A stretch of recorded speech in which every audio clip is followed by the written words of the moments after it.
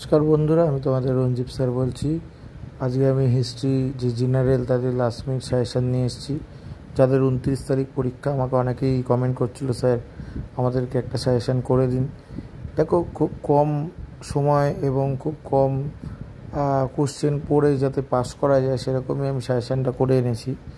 তোমরা এর আগের যে পরীক্ষাটা জেনারেল মাইনর বা অনার্সের যে কোশ্চেনগুলো দেখেছো আমার চ্যানেলে দেওয়া আছে, 100% কমন এসছে। তো ওইগুলো থেকে আমি বলবো যে ওইগুলো লাস্ট মাইনরের থেকে যেগুলো এসে গেছে ওইগুলো আমরা তাও একটু দেখে যাব 5 মার্কসে, ঠিক আছে? কেন অনেক কোশ্চেন রিপিট আসে, ওইগুলো ইম্পর্টেন্ট কোশ্চেন। তাছাড়াও যে কোশ্চেনগুলো আমরা দেখব সেইগুলো তোমরা স্টার মার্ক দেখতে পাচ্ছ। বৌদ্ধ ধর্মের উত্থানে তুমি কিভাবে ব্যাখ্যা করবে, ভারতবর্ষের নবপ্রস্তর যুগের সম্বন্ধে আলোচনা করো, ঋগ বৈদিক যুগের আর্যদের অর্থনৈতিক জীবন, এটা খুব ইম্পর্টেন্ট। হরপ্পায় নগর পরিকল্পনা আলোচনা করো, এটা বড় কোশ্চেন আসবে।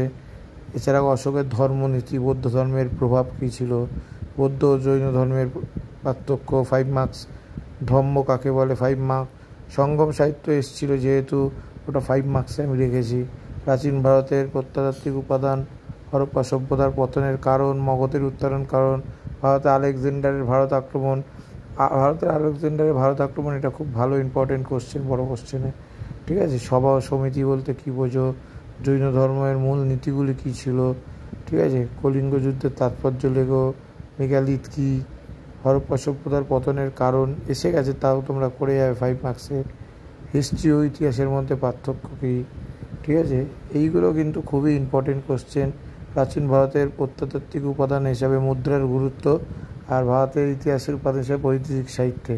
দেখো, একটা কোশ্চেন কিন্তু আমি দেখেছি আসিনি এখনও পর্যন্ত, সেটা হচ্ছে প্রত্নতাত্ত্বিক উপাদান হিসাবে লিপি ও মুদ্রার গুরুত্ব, ঠিক আছে? এই কোশ্চেনটা কিন্তু তোমরা পড়ে যাবে, এই কোশ্চেনটা খুব ইম্পর্টেন্ট কোশ্চেন।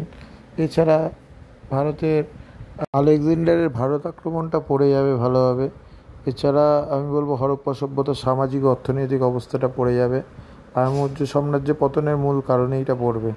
আর প্রথম একটা কোশ্চেন আছে, দেখো, লিপি ও মুদ্রার গুরুত্ব, প্রত্নতাত্ত্বিক উপাদান হিসেবে লিপি ও মুদ্রার গুরুত্ব, ওইটা কিন্তু করে যাও। কারো ফ্রি পিডিএফ লাগলে বলো।